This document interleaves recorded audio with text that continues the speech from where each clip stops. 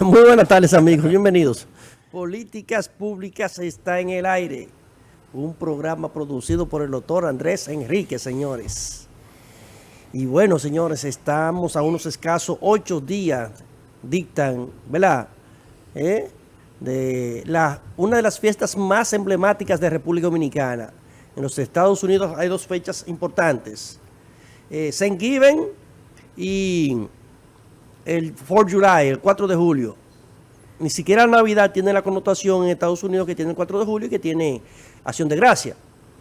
Y en los dominicanos, la fecha nuestra es el 24 de diciembre. El 25 de diciembre para la gente pasar la resaca, el calentado, vamos a hacer el sancocho, agua fría con hielito. Pero alguien, señores, que no necesita agua fría con hielito porque él siempre está presto, está siempre prístino, es nuestro compañero Ricardo Centinela. Mi hermano,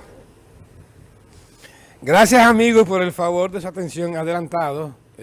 Primero, 16 de diciembre del año 2025, como tú señalas, Manuel, a escasos 8 días de la Nochebuena y a 9 de la Navidad, porque realmente la fecha que se debe celebrar es el 25 de diciembre, que es el día de la Navidad, pero como tú señalas, nuestras costumbres es 24 de diciembre. El previo. Exacto, el previo. En Estados Unidos, que por cierto, en la ciudad de Nueva York, en estos momentos, y en Boston, el frío está picante. Yo estoy todo frío, todo nieve, yo estoy como Faride, manita linda.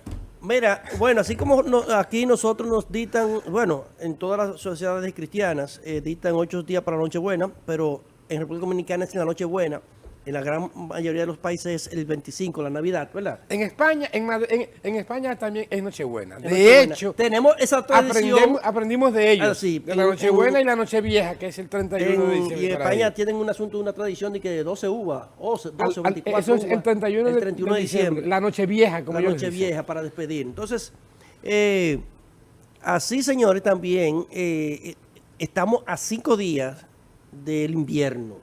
El 23 de diciembre. El 21 de diciembre comienza el invierno, señores. Y en Nueva York, eso está, un saludo a nuestros hermanos queridos, familiares, primos. Amigas, novias. En el caso de Centinela es novia. ¿Cómo? ¿Cómo así? Hey, me va a calentar si estamos hablando de frío. En New York, señores, el Central Park, wow, desde el domingo. Amaneciendo el domingo. El domingo helado completo. Parecía una postal navideña. Anoche estaba la temperatura en New York en -4 con sensación de -10. Hoy, en este momento, a esta hora, siendo la 1:04 de la tarde de este martes 16, está en -1 grados centígrados.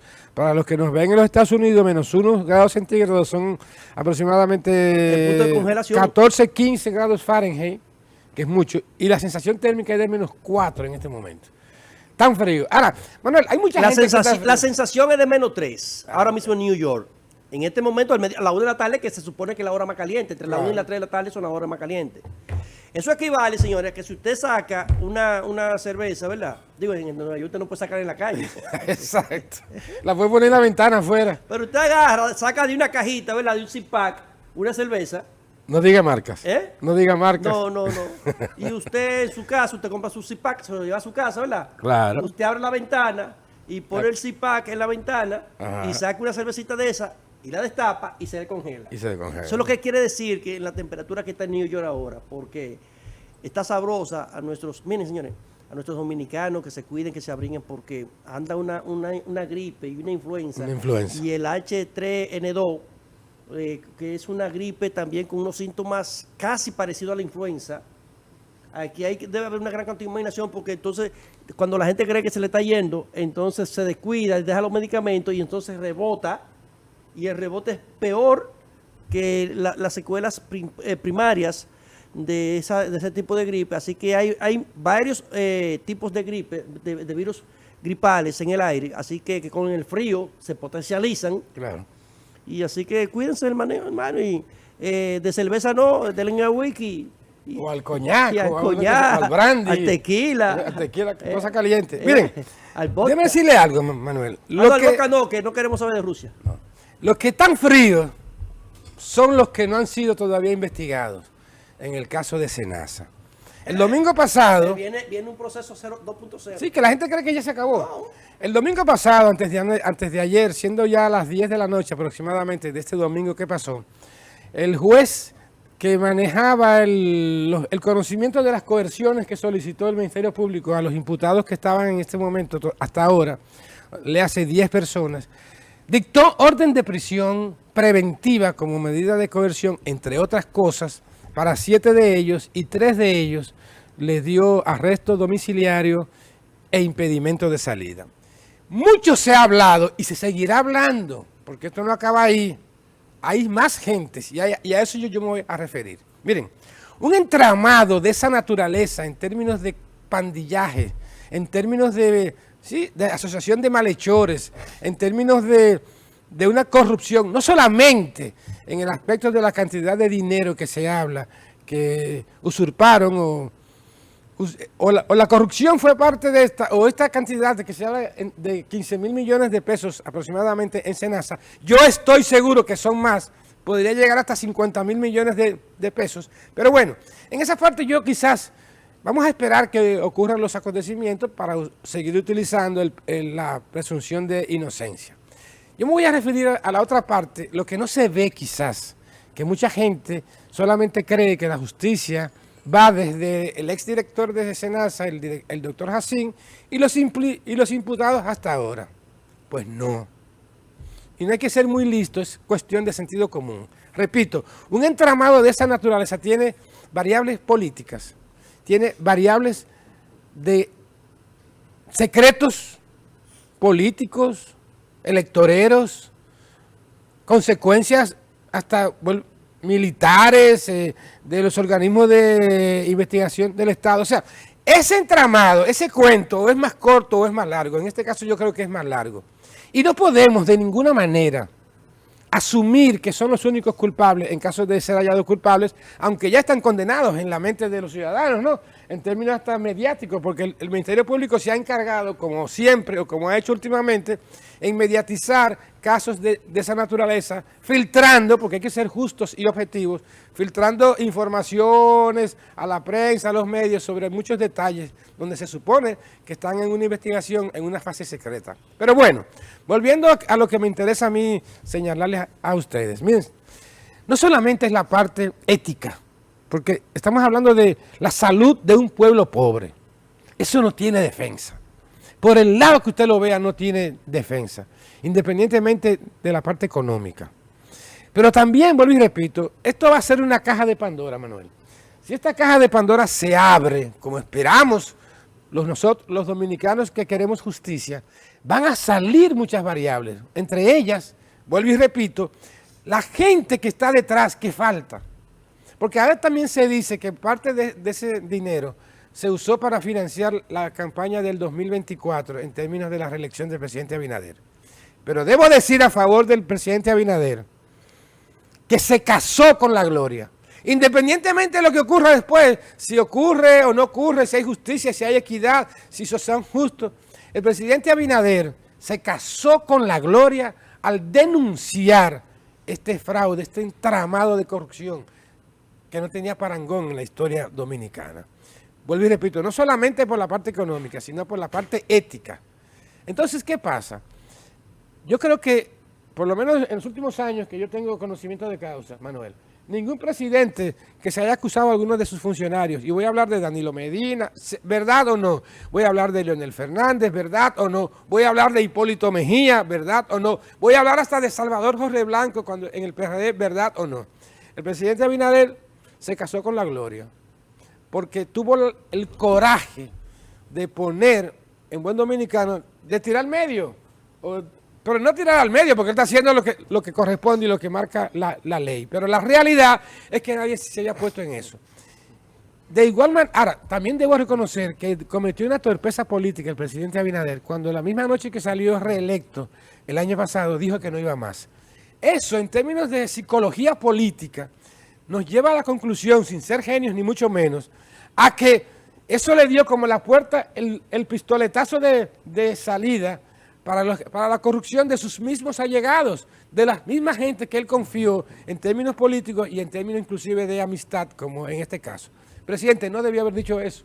Porque a partir de ahí, todos esos funcionarios pensaron, como la mayoría de los dominicanos, pero esto se acaba en 4 años, voy a buscarme lo mío. Pero también tengo que ser justo, Manuel, y quiero felicitar, y lo dije antes fuera del aire, al doctor Guido Gómez Mazara. Si dentro de este entramado judicial hay que felicitar a alguien, en términos de elección aprendida y de cómo defender una posición, Guido Gómez Mazara, increíblemente, esta mañana yo lo escuché en un programa, creo que esto no es radio, de la plataforma de Alofoque Media Group, y me quedé anonadado. Primero reconoce y dice Guido Gómez Mazara que los culpables de esa institución, o los implicados, o los imputados, o los presuntos implicados, como usted quiera llamarle, son unos hijos de jugar con la salud de un pueblo. Y que deben ir. Hizo hasta un mea culpa como partido, de una manera justa, elegante y frontal. Pero para terminar con esta introducción del comentario, quiero decirles que cuando esta caja de Pandora se destape y se vean todas las variables que hay, muchos santos van a caer de muchos altares, políticos, funcionarios, empresarios privados, porque, señores, no olvidemos que para que exista una corrupción debe haber un corrupto y un corruptor. Y el empresariado dominicano está harto en todos los gobiernos de cometer hechos de corrupción y después salir a su casa a dormir con un arresto domiciliario entre lo que el hacha va y viene. O sea que, ojo con esto apenas pica, pero se extiende.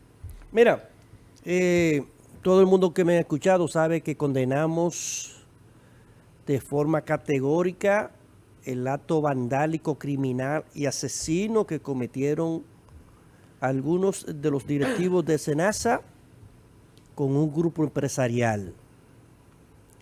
Pero eso no quita, yo siempre voy a defender a SENASA como institución, que es el mejor seguro que tiene este país. No tiene que ver con nada con que 5 sinvergüenza, bandidos, charlatanes, hayan querido hacer mal uso de los fondos que con tan buena intención van a esa institución, que es la líder del aseguramiento en la República Dominicana, con 5 millones de afiliados, 2 millones en el sector contributivo y 5 millones de régimen subsidiado. O sea, son 7 en total. Que como establece la ley, es la que tiene, el SENASA es la que tiene que cargar con los huesos. Las AFP privadas se chupan las masas, la grasa buena, y lo que le dejan a SENASA es la piltrafa de cargar con lo que no tienen nada. Claro. Por eso SENASA debe ganar con el sector contributivo algo, ¿verdad?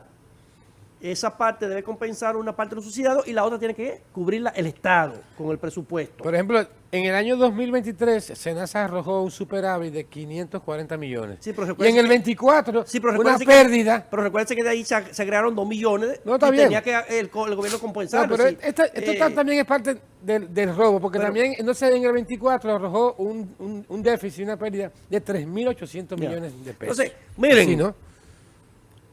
Vamos a ir desglosando como Jack el Destripador. Porque aquí siempre se habla de los políticos, los ladrones, ¿verdad? Claro. Y si bien es cierto que sin la participación de los directivos de una institución que faciliten la adquisición de contratos y hacer el mal uso de los fondos públicos, no se hiciera. Ahora, lo que nunca aquí quieren mencionar es que aquí hay un grupo de empresarios, delincuentes, que robaron cuando Trujillo, que robaron con Leonel, hicieron robar con Juan Bosch, y bueno, eso le costó. Tú hablabas ahorita que había que hacer un listado de cuál es presidente. Sí. Aquí Juan Bosch, en el 63, dispuso, y esa misma Milagros Ortiz Bosch fue la que presentó el expediente de un asistente, un colaborador de lo más cercano de Juan Bosch, que le pidió un dinero a un empresario, y lo botan y lo sometan a la justicia. No, yo creo que fue porque doña Milagro le comentó a don Juan que fulano, que era uno de sus asistentes, pero había cambiado de carro. Pero fue Milagro la que destapó, ¿sabes? Para que vayamos por parte, porque aquí la gente le gusta opinar mucho, pero opinan en vacíos, sin hacer comparaciones y sin ver de dónde venimos y dónde estamos.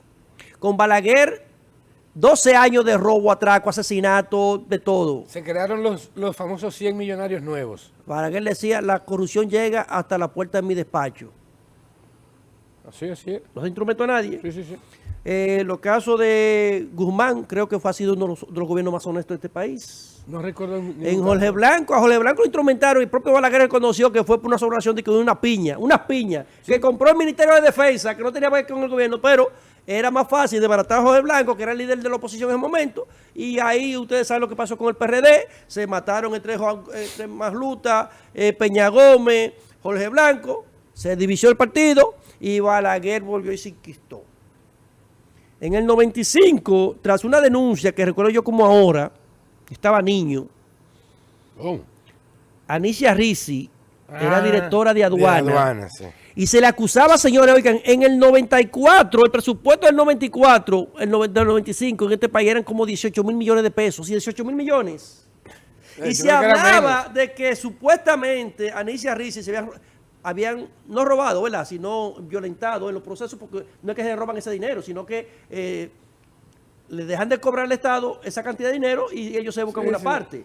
Si hay que pagar 100 de impuestos, paga 30 y dame 20. Y dame 20. Y te ahorra la mitad. Eso todo el mundo sabe que era así. Entonces, se había desfalcado al Estado con 1.500 millones de pesos. Imagínense.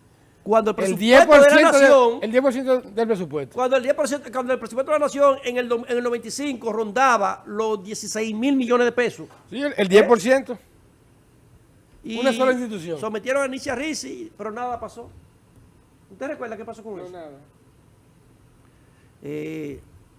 Hipólito sometió a Víctor Tío por un asunto de unos solares, unos terrenos en el CEA, que eran hasta comprados. Bienes nacionales. Bienes nacionales. Eso fue a la tribuna. Regresó Leonel. Bueno. Y llegaron la denuncia. Odebrecht. El autopista Coral, la presa Palomillo, la carretera de Jarabacoa, todo. ¿Qué dijo Leonel Fernández en ese momento? Señor director, póngame cuando lo cuestionaban a Leonel sobre los actos de corrupción. Después que salió con el expresidente Leonel Fernández, quien justificó los actos de corrupción en el país al afirmar que a lo largo del tiempo ese flagelo ha sido un elemento intrínseco de la vida pública del país, como en la generalidad de las naciones de América Latina. En un artículo de opinión, Fernández indica que él mismo, hace más de 20 años, cuando fue escogido como candidato presidencial del PLD, llegó a consignar que el valor monetario de la corrupción en República Dominicana era equivalente a cerca de 30 mil millones de pesos. Defendió que los gobiernos del PLD han sido en los que se han gestado legisladores o legislaciones y controles para... Oiga, ¿cómo justificaba la corrupción? Pero ¿qué no puede ser? Ahora, en los tiempos de Leonel, cuando ya la denuncia, y no existían redes sociales, señores, pero los programas de opinión eran todos los días con el caso de Oisoe. En el parqueo de la UAS se robaron 1.000 millones. Cada parqueo, cada espacio de estacionamiento, cuando se inauguró el parqueo de la UAS, se salió en alrededor de casi 900.000 pesos, lo que costaba un apartamento.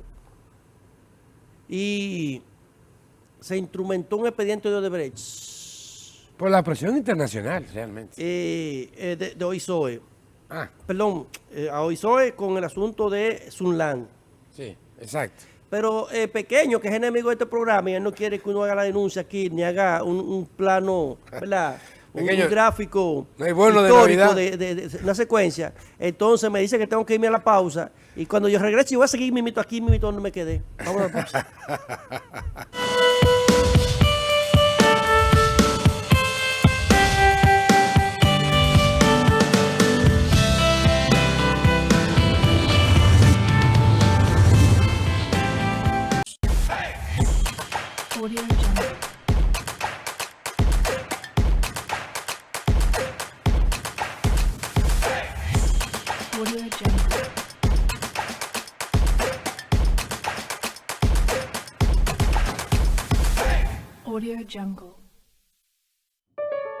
Cada gota es una bendición que alegra nuestra vida como una canción que brinda a la familia la oportunidad de mantener viva la esperanza de avanzar.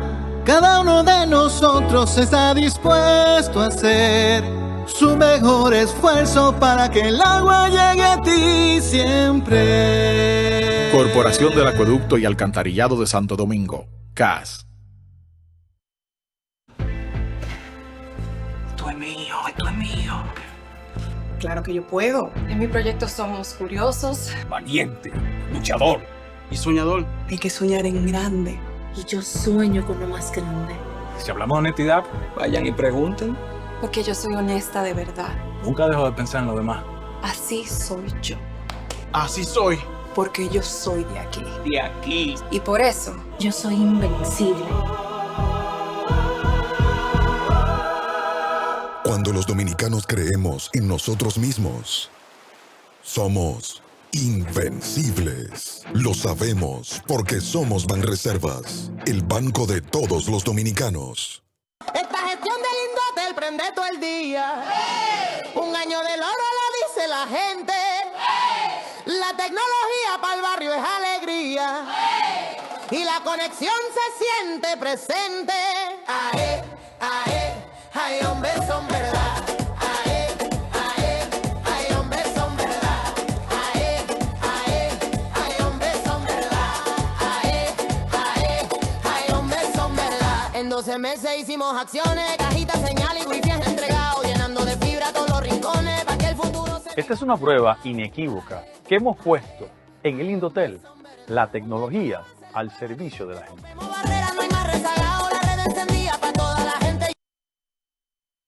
Papi impactó muchas vidas cuando estaba entre nosotros, pues de diferentes maneras, pero aún así, luego de haber fallecido, todavía tuvimos la oportunidad de que él siguiera ayudando a más personas. Para nosotros, la donación de tejidos fue algo que surgió muy natural.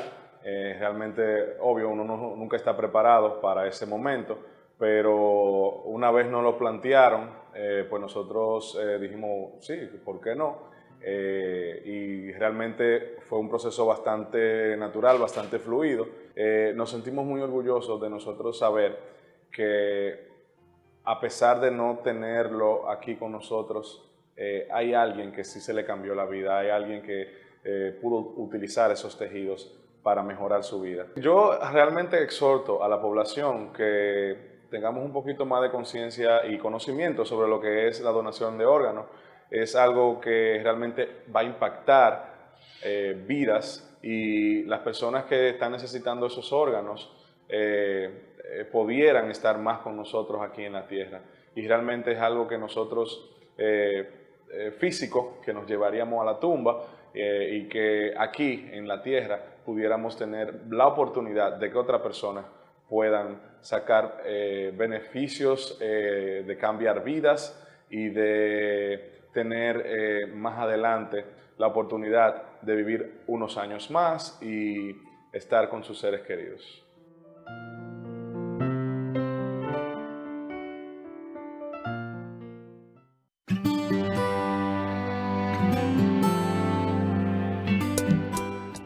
Hoy es un día especial y por eso quisimos tener un acto especial en cada región del país. Un inicio de un año escolar que tiene que ser un gran año y que va a ser un gran año escolar. Y en los próximos días se le entregará el kit escolar. Por primera vez a la totalidad de todos los estudiantes se le va a entregar el kit escolar. Estamos enfocándonos en la calidad, en lo que significa realmente y en el objetivo esencial de la educación, que es que cada vez nuestros niños, nuestras niñas, nuestros estudiantes estén más preparados para un mundo cada vez más retador, cada vez con nuevas tecnologías. La educación es el compromiso de todos. Felicidades y que Dios bendiga a todos nuestros estudiantes aquí en Invivienda y en todo el país. Que Dios los bendiga a todos.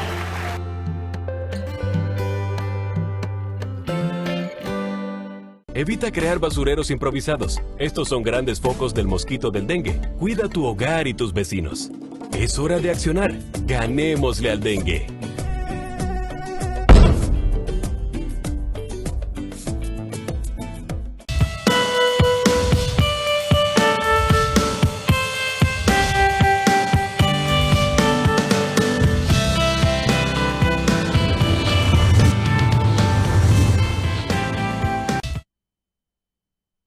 Bueno, estamos aquí de regreso y vamos a continuar donde nos quedamos. Miren, entonces, cuando llegó el caso de la Sunland, que Leonel decía que si era un préstamo, pero que no iba a Hacienda, pero que si no estaba consignado en el presupuesto y que si no había aprobado por Congreso, que él entendía que no era deuda pública, porque no había llegado, pero que contemplaba para el próximo año meterlo en el expediente del presupuesto de OISOE, para que entonces, después, si pasaba de 2 periodos fiscales, entonces sí podía considerarse deuda pública, pero que si terminaba la obra antes de ese tiempo, entonces no era deuda. Mariano, eso es como Cantinflas. Oye, me lo aprendí, porque fue una falta de respeto a lo que hizo Leonel Fernández con este país, justificando de que eso no era un préstamo y todas esas cosas. Pues eso por lo menos pareció una cantinflada. Ahora, ¿qué pasó? Llevaron el expediente a la justicia. ¿Y qué pasó? Que el señor Jorge Subera Isa, que era presidente de la Suprema Corte de Justicia en ese momento, dijo que la sentencia de la Sunland fue netamente política, por presión de Leonel Fernández. No lo mencionó por su nombre, pero dijo, nunca en el tiempo que yo estuve en la Suprema había recibido tanta presión desde un presidente. ¿Y el presidente quién era? Leonel Fernández. Entonces, por lo tanto, la sentencia de Sunland fue una sentencia política por presión de Leonel Fernández. ¿A quién? ¿A favor de quién? De Félix Bautista y la Sunland. Y también del mismo, porque como Leonel fue que endosó y aprobó el uso de esos fondos, que eran 50 millones, pero que solamente se usaron alrededor de unos 130. Entonces, Leonel fue que lo aprobó de plumazo, sin haber pasado por el Congreso, y por eso él decía que si no pasaba por el Congreso, si no estaba en un año fiscal... Un trabalenguas. Un disparate que en China, ustedes supiéramos lo que le ha pasado.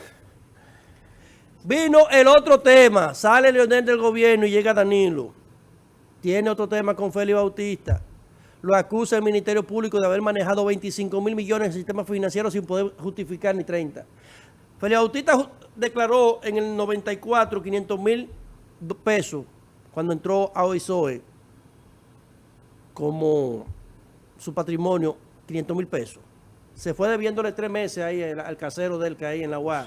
En un kiosquito, ¿sabes? Pero es una burla. En una pensión, ¿no? Le debe todavía. Él debió de ir a pagar con tanto cuarto consiguió después de eso. O sea que en la UAS nos conocemos todos y todos los que llegamos de los campos y cosas. Incluso, el que no tenía su familia tenía que ir a vivir a un entorno. Según dicen las malas lenguas, porque yo no lo he comprobado, si lo comprobara lo dijera. Esta investigación del caso de Senasa, cuando se abra esa caja de Pandora. Para allá voy. Le entonces, llegaría a él mismo también. Cuando instrumentan el expediente,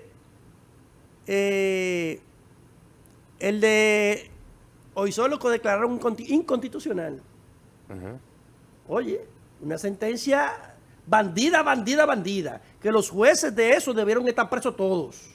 Como decía Balaguer, aquí hay jueces que son lacras, y esa es la Suprema Corte de Justicia la que debe limpiarse de esas lacras, que son los culpables de que haya corrupción. Pero ese fue el momento en que Domínguez Brito era procurador de la República. Este otro.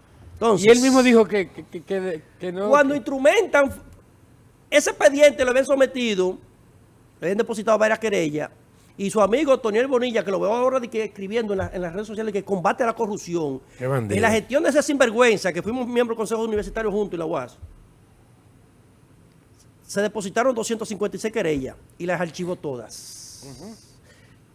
Era Radamés Jiménez el Procurador General de la República, y se archivaron todas. Cuando llega Danilo al poder, usted sabe que Danilo tenía una rencillita por asunto de me venció el Estado en el 27, y todas esas cosas que habían pendientes. En el 2008. En el 2007. ¿7? Sí. Sí.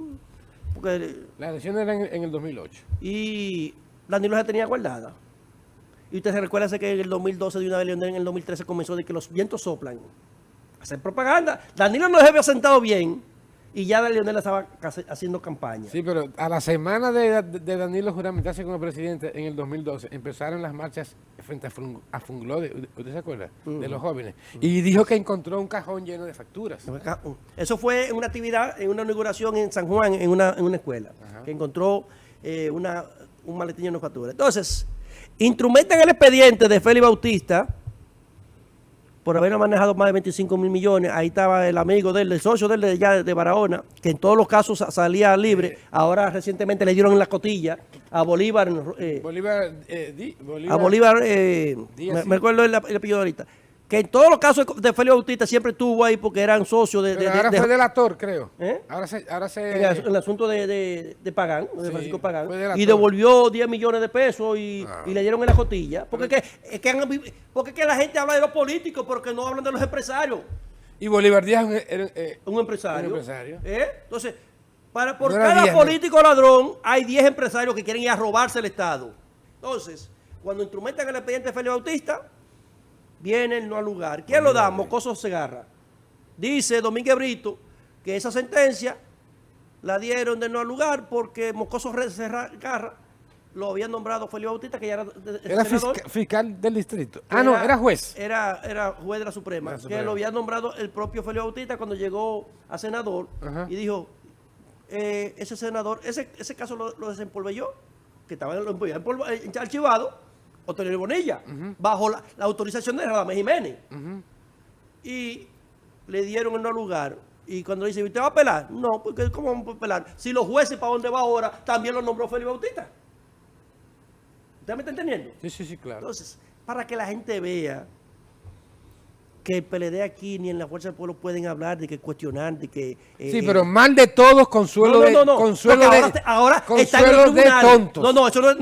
Eso no es así. Porque ahora están en los tribunales. ¿Y dónde están ahora todos los casos de Senasa, la mayoría? Los que no se acogieron a un contrato de favorabilidad. ¿Dónde están? No, están en Las Parras. En Las Parras. Sí, no. ¿Dónde están? ¿Están en su casa? No, está bien. ¿Dónde está Félix Bautista? Sí, pero es que esto no ha acabado. ¿Y Díaz Rúa? ¿Dónde está Rúa?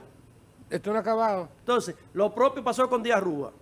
Llega Danilo Medina, caso de Brecht, un caso que viene por el Departamento de Estado de los Estados Unidos y las autoridades de Brasil, porque no fue en Brasil que se descubrió, ni siquiera fue en el Departamento de Estado, porque como las empresas cotizaban en la Bolsa de Valores, tenían unos asuntos y comenzó una investigación. Una investigación que se llamaba paralela, en la operación Lavajato en Brasil, y llegaron a eso. ¿Qué se hizo en ese expediente? Se instrumentó un expediente que dijo el propio Ángel Rondón, que Jean Alain le propuso que dijera que le había dado cuarto a Luis Abinader, que metiera a Pacheco, que metiera a Andrés Bautista, que metiera al otro que era a Chubasque. De hecho, Andrés estuvo preso también, Andrés entonces, Bautista.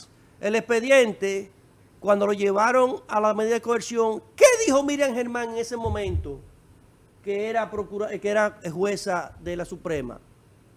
Señor director, póngame lo que dijo Miriam Germán ahí, por favor, del caso de Brecht, para recordar, porque aquí... Con esa resolución, el magistrado Moscoso Segarra rechaza la acusación del Procurador General de la República, Francisco.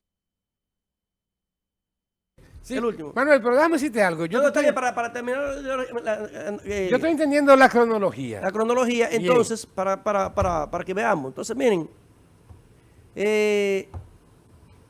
procuradores, Radamés Jiménez, todos los casos archivados. Domínguez Brito, instrumentar los expedientes para lavarle los pecados a Félix Bautista y a Díaz Rúa. Díaz Rúa celebró cuando llegó a los $500 millones, hizo una fiesta grandísima. De acuerdo de eso. Con todas las orquestas pagas, con los cuartos del Estado. Pero ya usted no puede decirle ladrón porque usted va preso, porque ya él le dio una sentencia. La cosa irrevocablemente juzgada. Con la autoridad de la cosa irrevocablemente juzgada. Ya no hay otra instancia. Usted no puede. Y lo propio Félix Bautista. Félix Bautista, yo puedo decir lo que él es un delincuente porque la OFAC en Estados Unidos lo acusó bajo la ley Maninki y lo declaró una persona como lo más corrupto del mundo. Que vaya y le digan a ellos que eso es mentira ya. ¿Y que aquí a los jueces, Félix le reconoció cocote. Entonces, vamos a ver lo que dijo Miriam Germán del caso de Odebrecht, del expediente. Abunda yo creo, me parece, y en algunos aspectos, una tajante negativa. Cualquier persona mínimamente preocupada por la suerte de este proceso le atormenta el aspecto probatorio. Por ejemplo, sucede que la mayor parte de las pruebas que dice tener el Ministerio Público son fruto de delaciones premiadas que se han vertido en Brasil, pero una por una no contienen afirmaciones tajantes y precisas sobre actividades de los imputados. Abunda el yo creo, me parece, y en algunos aspectos una tajante negativa. Se señala la actuación de un supuesto intermediario en este caso, persona esta que está procesada. Pero aparte de la justificación que da este procesado con respecto al concepto de los valores recibidos, no apreciamos que existen transferencias de dicho señor hacia otros procesados. Necesario aclarar que este argumento no significa... Miren, le puse ese fragmento para que ustedes escuchen, porque ella da ya muchos detalles, ¿verdad? Por qué el expediente no servía. El expediente de Odebrecht, ese delincuente de Jean Alain lo instrumentó fue para que se cayera. Claro. Para que se cayera. Se hizo un acuerdo de legalidad con Odebrecht para no someterlo a la justicia, para no tener una persecución penal. Y pagaron una cantidad. Se hizo un acuerdo para que de los 92 de soborno se pagaran 184 millones de dólares. Se pagaron 60 solamente.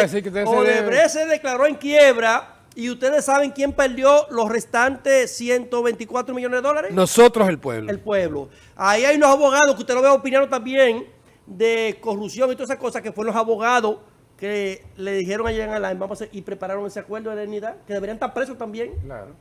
Claro. Porque esos abogados cobraron en dólares, millones de dólares, para hacer ese acuerdo que fue homologado. El juez no tiene culpa.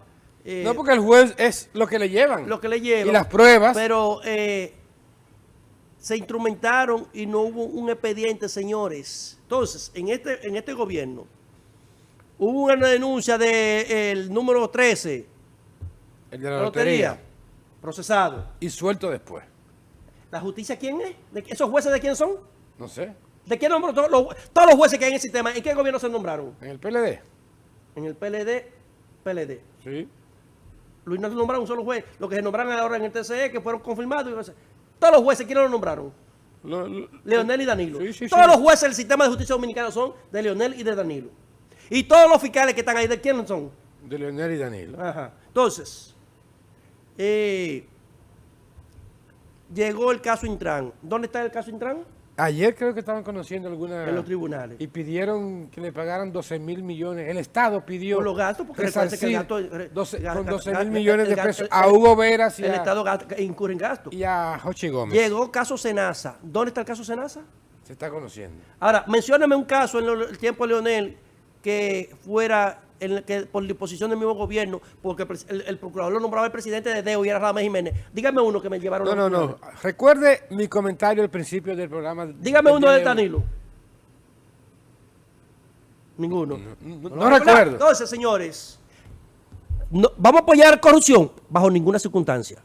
Porque es lo mismo dicho, señores, la corrupción es inherente al ser humano. Y si usted le deja a una gente administrar 20 pesos y usted no lo supervisa, el primer día araya con 20 centavos, el segundo se coge 2. Cuando vea que se puede coger los 10, se lo coge todo. Entonces, porque es un asunto, Manuel, ¿usted sabe de qué? Manuel. De supervisión, de mecanismos y de controles. Entonces tiene más validez lo que yo dije al principio de mi comentario con respecto al caso de Senasa en el día de hoy. Porque otras veces ya desde el sábado, la semana pasada, yo he visto otros aspectos. Entonces tiene más validez cuando yo digo que faltan más. Porque... Vamos a una pausa para que vengamos ahora con esa parte. Okay, porque, ¿verdad? ¿Por omisión o comisión? ¿No son todos los que están? Ni están todos los que son. Todos los que son, claro que son.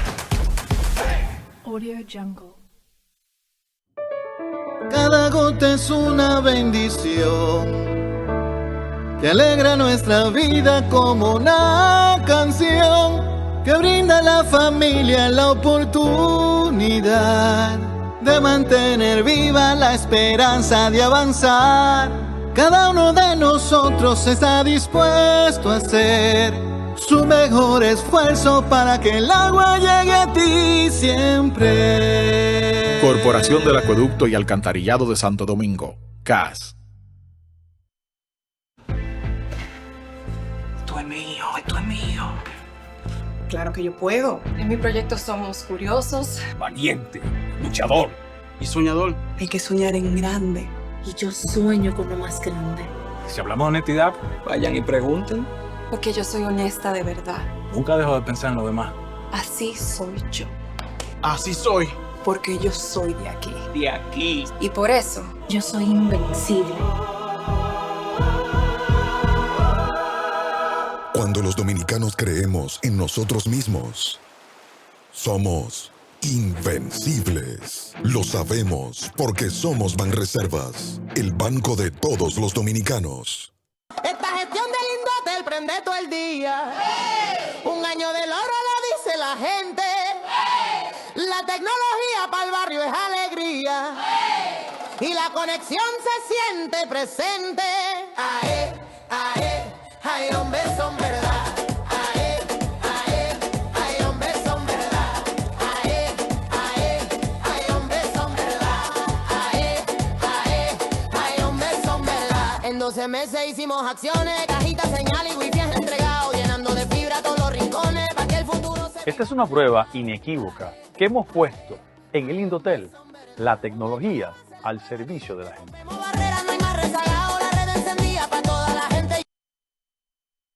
Papi impactó muchas vidas cuando estaba entre nosotros, pues de diferentes maneras, pero aún así, luego de haber fallecido, todavía tuvimos la oportunidad de que él siguiera ayudando a más personas. Para nosotros, la donación de tejidos fue algo que surgió muy natural. Realmente, obvio, uno nunca está preparado para ese momento, pero una vez nos lo plantearon, pues nosotros dijimos, sí, ¿por qué no? Y realmente fue un proceso bastante natural, bastante fluido. Nos sentimos muy orgullosos de nosotros saber que a pesar de no tenerlo aquí con nosotros, hay alguien que sí se le cambió la vida, hay alguien que pudo utilizar esos tejidos para mejorar su vida. Yo realmente exhorto a la población que tengamos un poquito más de conciencia y conocimiento sobre lo que es la donación de órganos. Es algo que realmente va a impactar vidas, y las personas que están necesitando esos órganos pudieran estar más con nosotros aquí en la tierra. Y realmente es algo que nosotros, físico, que nos llevaríamos a la tumba, y que aquí en la tierra pudiéramos tener la oportunidad de que otras personas puedan sacar beneficios de cambiar vidas y de tener más adelante la oportunidad de vivir unos años más y estar con sus seres queridos.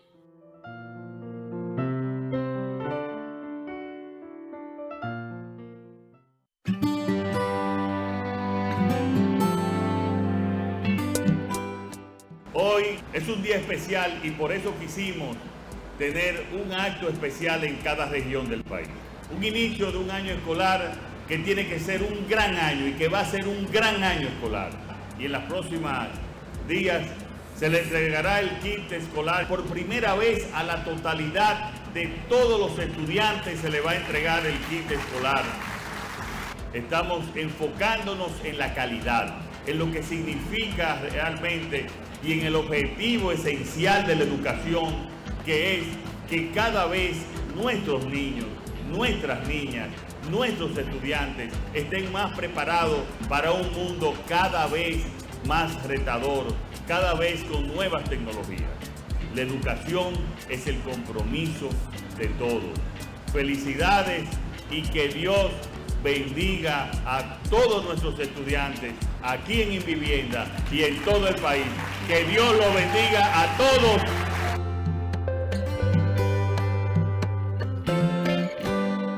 Evita crear basureros improvisados. Estos son grandes focos del mosquito del dengue. Cuida tu hogar y tus vecinos. Es hora de accionar. Ganémosle al dengue.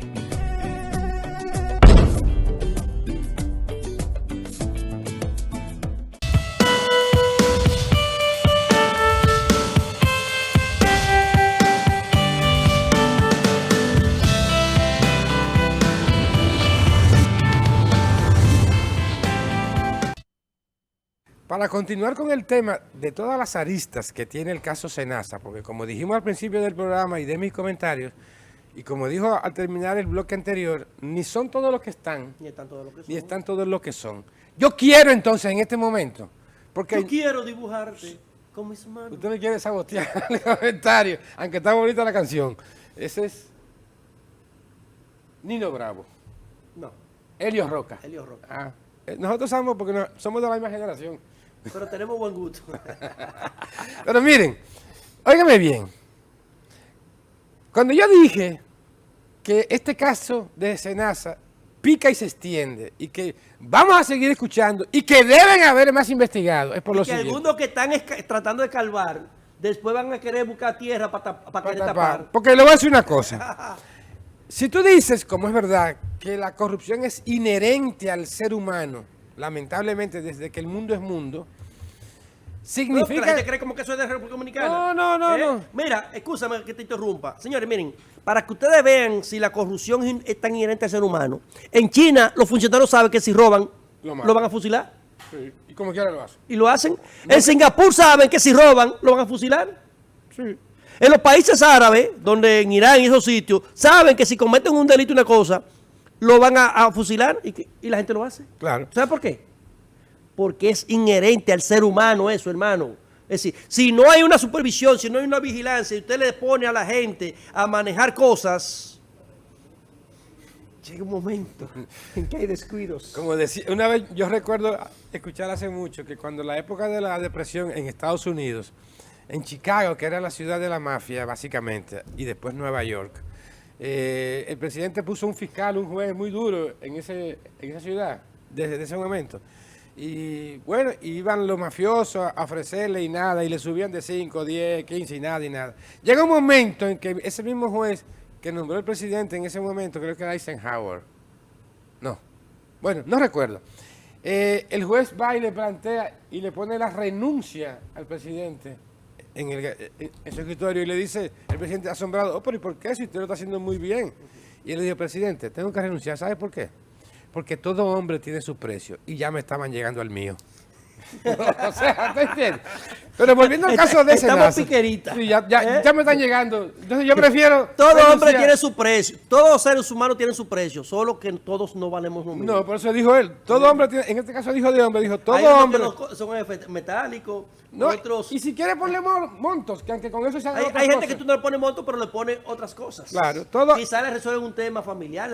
Una enfermedad, una fémina. Todo el mundo un tiene chantaje, precio. O sea. Lo único que el precio de cada quien varía dependiendo de sus necesidades y sus circunstancias. Por eso yo digo que en este caso, que pique y se extiende, y por la inherente condición lamentable del ser humano... Un saludo a la Fundación Sana allá en San Juan de la Maguana. Ok, por eso yo digo que este caso, y tomando en cuenta, entre otras cosas... Y un saludo a unas cuantas farmacias también aquí.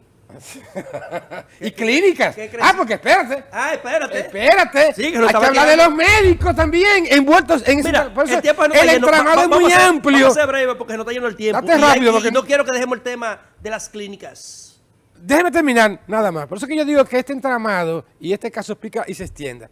Porque desde el punto de vista de supervisión, como marca la ley, las instituciones que deben monitorear o que forman parte del board, o sea, del consejo de Senasa, también por omisión o comisión tienen algún tipo de responsabilidad. Cesaril, Salud Pública, no, nada personal, porque todo lo contrario. Víctor Atala es muy serio para mí. Lo conozco desde hace mucho tiempo.